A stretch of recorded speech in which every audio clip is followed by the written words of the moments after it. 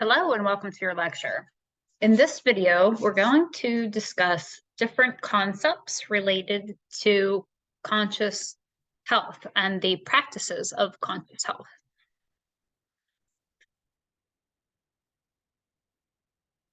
When we talk about consciousness, let's discuss the word first. When we are conscious, we are awake, we are aware.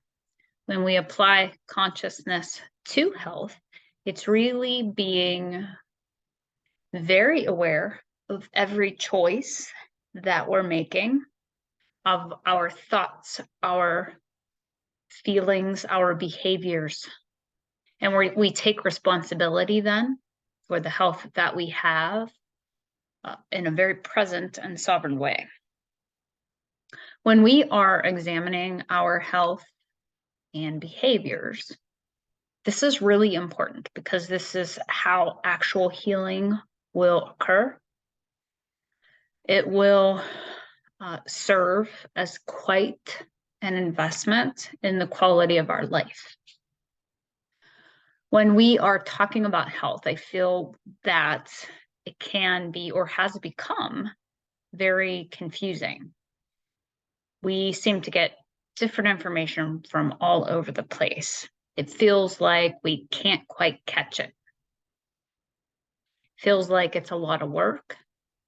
It feels like it's not where we want to focus a lot of times. However, if we are conscious with our choices, if we know where we are in our health and where we want to go in our health, we can manage those choices from the very small ones so that we don't have to make large adjustments when something happens in a way that we don't want it to. I think we can find ways also to make it more predictable, less elusive, more enjoyable. We embody a very deep knowing, I think, already, that being conscious in our health honors our uniqueness and our bioindividuality. One of the reasons that health seems like we can't catch it and it's a moving target and we don't know what's true and what's not true and what's real and what's not real and what's safe and what's not safe is because our power has been taken away from us. That inherent knowing of just what to do with our own bodies and our own lives, we don't have a lot of practice at it. When we are conscious in our health, we are really attempting to hone that skill of inner authority.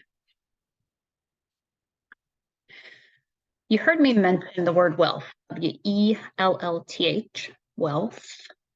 That's the profit we get when we take our health seriously, when we, I would say seriously, yet find enjoyable ways to make it manageable and fun. It's like every choice we make becomes a block in the foundation of all of our dimensions of health. When we do this, we are more likely to be able to negate diseases and disorders and be able to temper healing events or contrast. Through the practice of conscious health, it's good to note that contrast in health or a manifested disease or disorder, it doesn't need to be the end of vitality. It doesn't need to be the end of well-being. Well-being can still be obtained, even if we have a contrast that is there with us.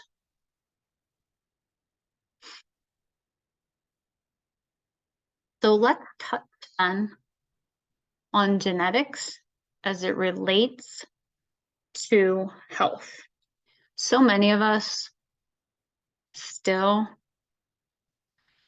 really link any contrast to genetics. And although, yes, we are all genetically predisposed to things in all dimensions of health and well-being, only 20% of them is estimated to be purely manifested genetics, like that require management only, like there will be nothing else that can be done. Now, a newer field of study, which I think is highly self-empowering and I think great news, is epigenetics. Epigenetics deals with cellular environment. Epigenetic manifestations of health contrast in any area account for approximately 80%. So experts estimate of our health manifestations. I think it's beautiful because this means then that we aren't chained to our genetics. We can make a choice.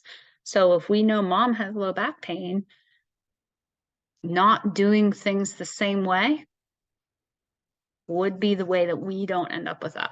Or if mom has Alzheimer's, what do I need to do now to not end up like that? To have that disease or disorder land or manifest, what things do I need to do differently? When we talk about health contrast, then we really do have to talk about risk factors, modifiable and non-modifiable. And really that's talking about genetics or epigenetics. So you're going to want to look at the things you can change and the things you can't. And then you're going to have to decide what you want to change and what you're not willing to. So as you work through assessing your own health and your body and your life, all dimensions, look at what you can change. Do you smoke? Do you think that a good dinner is a chicken patty? Do you still think Pop-Tarts are filled with real fruit? Do you think that Pepsi is a good alternative to water? Those kind of things. I hope you can tell by my language what's healthy and what's not. When we talk about non-modifiable risk factors, these would be that 20% of pure genetics that you're going to have to manage, that there will not be an absolution or dissolving of the health contrast. This would be something that you learn to work with and walk with along your journey. So once again, remember, healing doesn't always mean that the thing that landed will go away. Sometimes it's learning to walk with it peacefully. That's well-being, and that's really what we're after.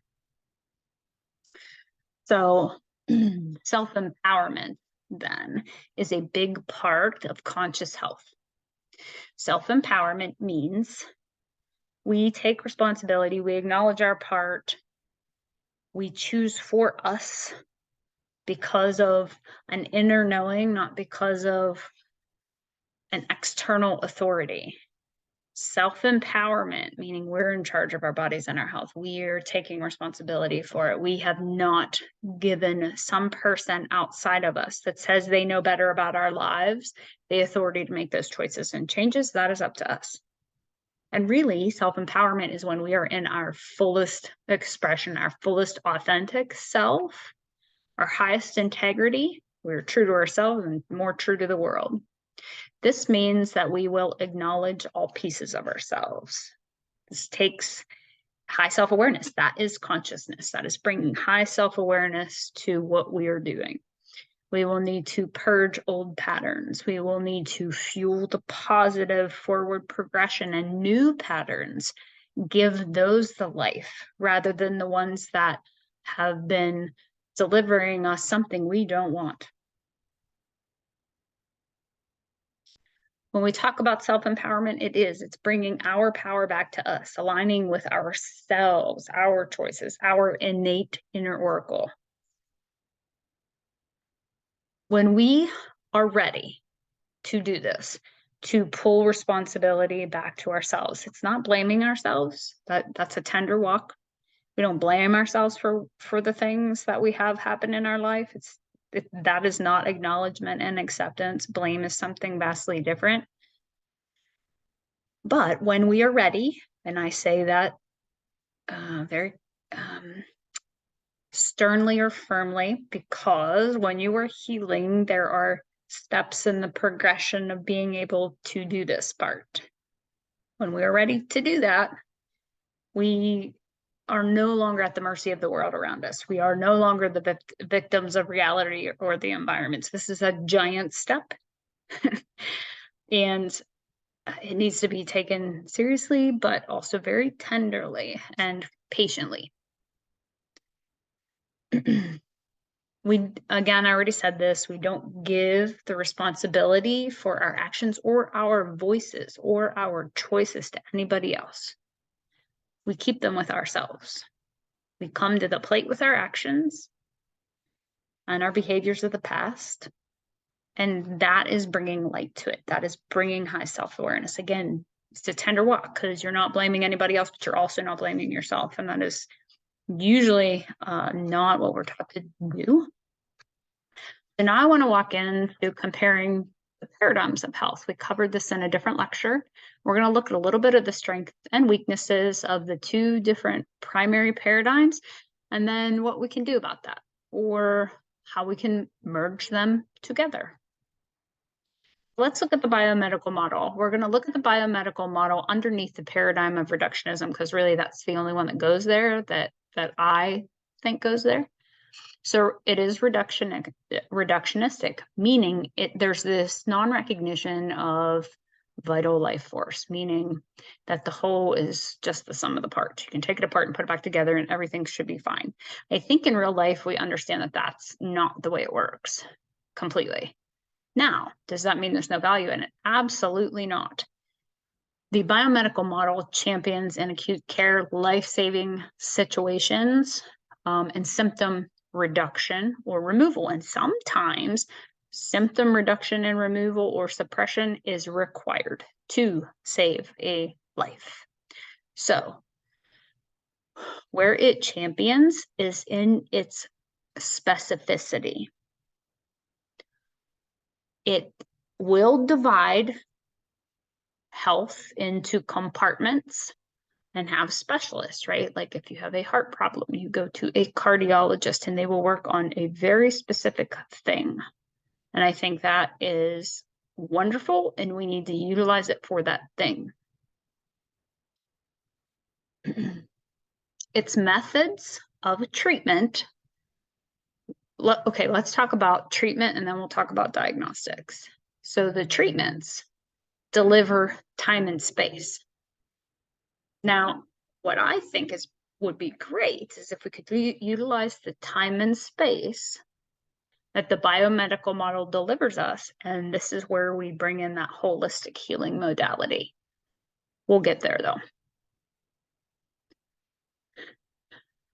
The diagnostics in the biomedical model are phenomenal. We utilize, actually, if you have not recognized this, these same diagnostics are utilized within the holistic model. So, but we'll talk about that in a minute. In the biomedical model, we diagnose. We like to use diagnostics or diagnoses to be able to deliver a protocol. I would say it's a type of reasoning that is deductive in its form. We take this appearance of a symptom and then we try to go to the root, but we don't always make it very far, I don't think. One thing we have to realize is within the biomedical model and this conventional medical care system that we use, it's pretty young in contrast to everything else. One thing that I need to impress upon all of us is that the biomedical model of health is not synonymous with science. It uses science, but it is not science. It uses a lot of things. It uses English, it uses math. If you want precision, that's what math is for. It uses psychology, it uses sociology, it uses spirituality. There are so many things that the biomedical model will include because it does actually include or is supposed to include all dimensions of health, but its strength in champions in the physical body, I would say. I would say also that all by itself, it's not complete and can't deliver wholeness. So it's absolutely not wrong. It is wonderful. It is magical. The diagnostic tools are amazing. Some of the treatments are phenomenal. Again, life-saving specificity, wonderful. Where it is the weakest is in nourishment, replenishment, self-empowerment, and really anything outside of the physical body. When we talk about the wellness model, this would be a holistic model. We could put the spiritual model in here as well, or anything that is not biomedical.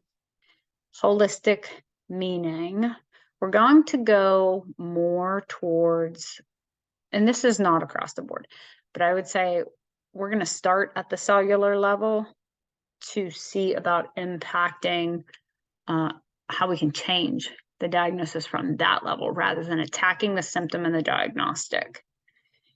I would say the wellness model champions at the interconnectedness of all dimensions. And in a holistic model, you're more likely to explore other dimensions outside of the physical body. This guy, when we're talking holistic care, I would say one of the weaknesses is the time. You need a lot of time. Also, when we're contrasting it to the biomedical model under the reductionistic paradigm, the biomedical model delivers us time so that we can make changes utilizing the wellness model. And this is where I want to get into the merge of the two systems and how amazing that would be. Just because you use one, I don't think that should mean that you should not use the other. I think you should use both because they both can be used differently, yet at the same time. In the wellness model, under the holistic paradigm, the diagnosis and symptoms are used more of a map rather than an area to treat. So whereas the biomedical model will treat that symptom, the wellness model will use it as a way to get to the origin or to the core clinical imbalance. So the strength of the wellness model would be then the replenishment, the repair, the nourishment, the change on cellular environment. One thing I think is really cool about recognizing this in the wellness model, you can use a broad spectrum treatment and it's going to impact multiple areas, whether that's dimensions of health or multiple dimensions within the physical body. Plus the utilization of more unified treatments is more common. Its weakness is the time that it requires to make a difference, to make a change. One myth we have to bust is that the wellness model or anything holistic is not scientific. That's absolutely wrong. That's not accurate. It may incorporate non-scientifically tested or not even not tested. That's not even right. Maybe not supported treatments or protocols. It definitely still utilizes the scientific method. So we're going to get into that, the differences here. One thing I want to make aware too is when we're embarking on a healing journey that you have to understand that not all doctors are healers and not all healers are doctors, and that is okay to say that. With any practitioner, first of all, or any modality of treatment that we're using, doesn't matter what paradigm or model we're using, we need to ask questions, ask the hard ones, and we are allowed to hire and fire people all the time. When you are embarking on a healing journey, taking self-responsibility for your choices and your actions, you are the healer. You are actually the healer, and a person that is delivering you guidance, if they are an actual healer, they will know that. When you are looking for a therapy, you have to be clear on what you want. You can't go to a massage therapist and expect back surgery, and you can't go to a neurologist and expect them to look in your ears or your eyes necessarily, or look at your ingrown toenail. So be clear on the practitioner or the treatment category you're entering as you're looking for some type of therapy or service, and think of it as information gathering. Also, I'm highly in favor of pure second opinions. I love it when a doctor just listens, or a practitioner of any kind just listens. We have to understand also that when we go to a practitioner that doesn't know us, right? And most of them don't. We don't spend a lot of time with them. They get to see us every, 10 minutes once a year. They don't know our name without looking at the paper. They don't remember us because they have a million other people they're working with. This is no fault of their own. This is just the system that is within it. I don't feel that we as consumers of health, I don't feel like that's a conscious decision on our part if we just let them make all of our choices based on that little bit of time. I think it requires a lot more knowing to be able to dictate or regulate our health care and behavior and choices. One thing that I think is really relevant is reading all the documentation when we go for any type of treatment, and informed consent is absolutely required. It's where we get risk versus benefit information of any treatment that we plan to have or get, whether in biomedical or more of a wellness model. It doesn't matter. We need to understand, once again. So when entering any type of healthcare modality that requires the guidance of somebody. And I say it like that because we go to the gym, right? We don't hire a personal trainer. We just go take it upon ourselves to go work the machines or lift the weights or do the thing. A true healer will guide you back to yourself. And I say this so that you can understand when you go for a treatment modality, if you're dealing with a healer or a technician, neither is wrong. Just be clear on what you want from them. Healer can be anyone in any career. Doesn't matter. They could just be someone, they don't even have to be in your treatment modality. They can inspire some type of healing within you. A healer will have gained wisdom through their own experience and their own required healing. They will support your sovereignty and your self-empowerment, meaning they're not going to tell you what to do. They're going to educate you on choices.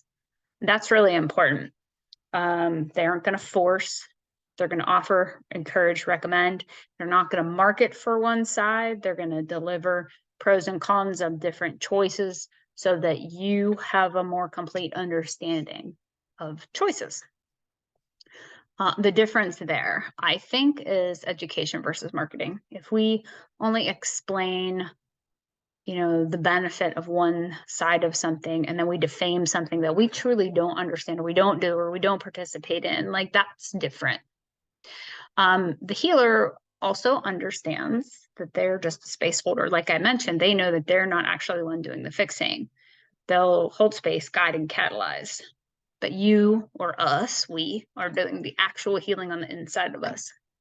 So here's what I wanted to mention as far as science versus health. Remember, science and health are not synonyms. So science, what is science? First of all, we have pure or basic science. That's just observing and measuring for the love of knowledge, my personal favorite. And then we have applied science. So we apply science all the time, from our TVs and our Wi-Fi's and our laptops and our computers. That's applied science. So we take these concepts that we've watched for a while and we put them into practical application. But real science will always observe, measure, and gather data, trying to explain the mysteries and deliver mechanism to those mysteries of life. It's very objective, constantly expanding, actually. It might cast a shadow on something, but it will inspect the shadow. It won't just kick it out. It will want to know why. There really aren't many absolutes. Even when we define laws in science, they still get re-inspected to make sure that they still hold true or to see what has changed. So here's a great question to ask yourself. Just because something cannot be classified as scientific, does that mean it cannot exist or is not real?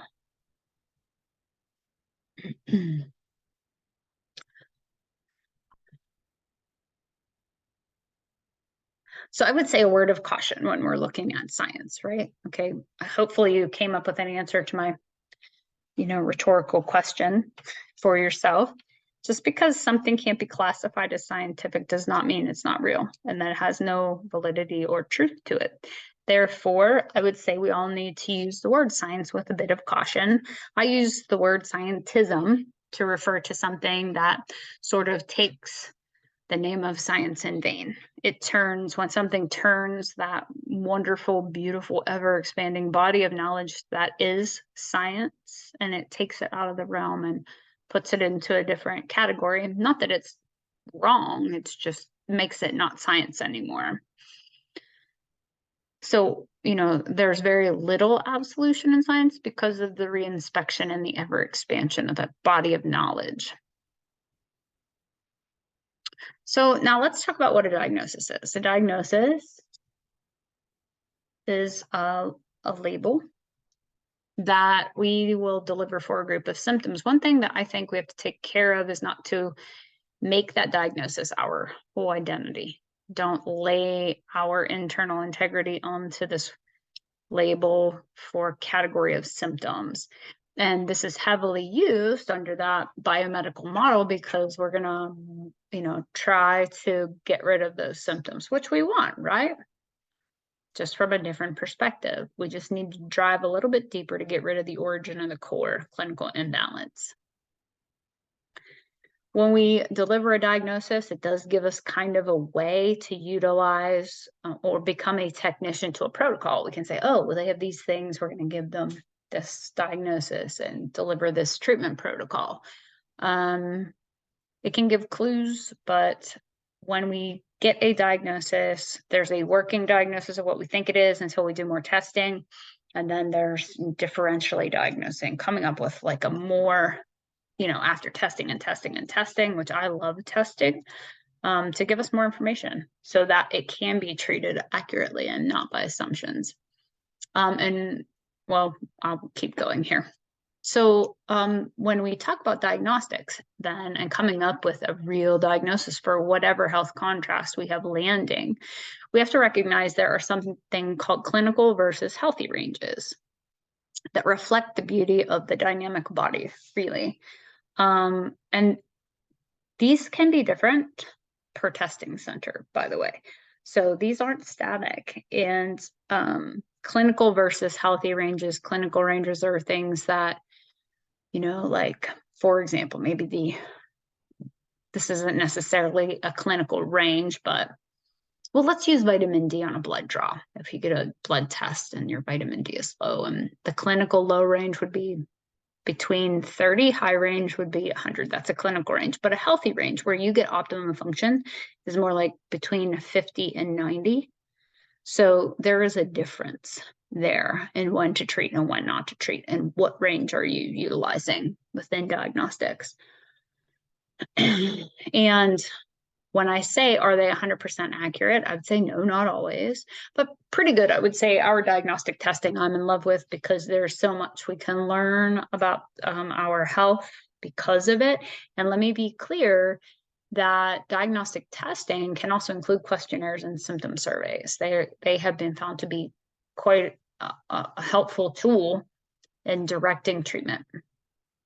One thing we have to keep in mind is the technology of the diagnostic testing also is really applied science, right? So even the diagnostic tools that we use, they're constantly being updated and renovated and renewed, and they will always get better. So just because you've been diagnosed with something from a machine today doesn't mean that that will stay the same.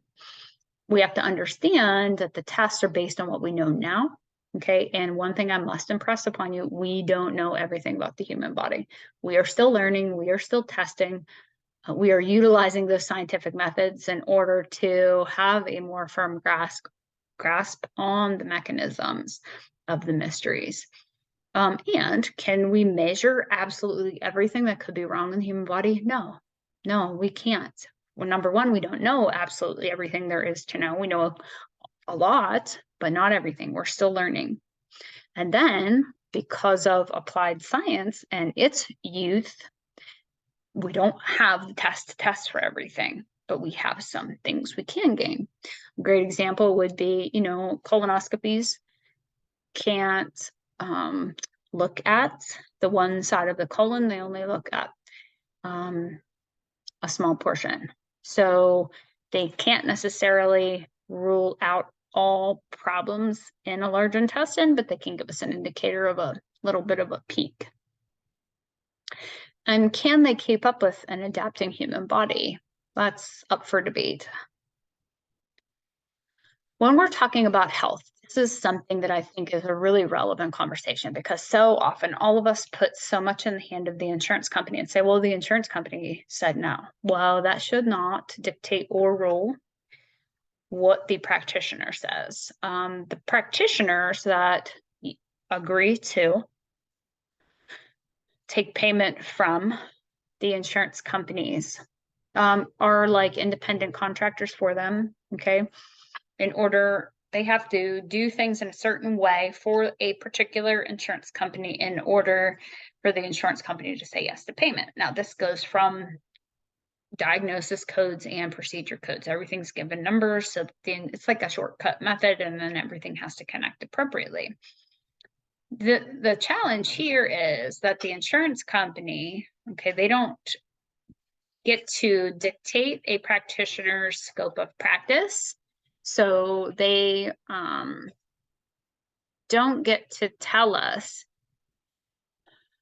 or shouldn't get to dictate and tell a person what they need. And this is the difference between medical necessity and clinical necessity. So medical necessity is what the insurance company is going to tell you they're going to pay for.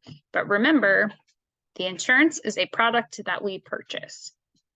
It does not necessarily mean that we, as the patient, will get what the clinician says we need. And the clinician is the one with the experience. So clinical necessity is what the doctor says. And sometimes the insurance company says, no, I'm not paying for that. That doesn't mean that you shouldn't get it. Also, the insurance companies do not dictate a scope of practice for a practitioner. That's up to national boards or state regulations, not insurance companies. And I think that is all I had to say about conscious health in this lecture, and we'll see you on the next one.